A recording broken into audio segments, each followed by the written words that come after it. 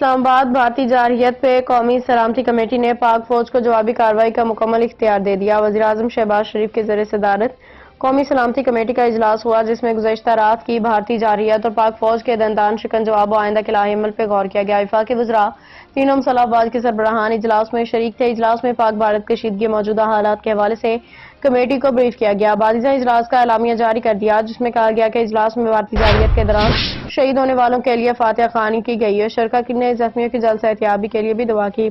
اعلامیہ میں بھارتی اقدام کو پاکستان کی خود مختاری، علاقائی سالمیت کی کھلی خلاف ورزی قرار دیا گیا۔ کہا کہ بھارت نے جھوٹے دہشت گرد کیمپوں کے بہانے معصوم بچوں اور خواتین کو نشانہ بنایا۔ اعلامیہ میں کہا گیا کہ کمیٹی نے بھارت کی جانب سے بزدلانہ حملے سے پیدا ہونے والی صورتحال پہ تشویش کا اظہار کیا، جبکہ اجلاس میں بھارت کی بزدلانہ کارروائی پہ غور بھی کیا گیا۔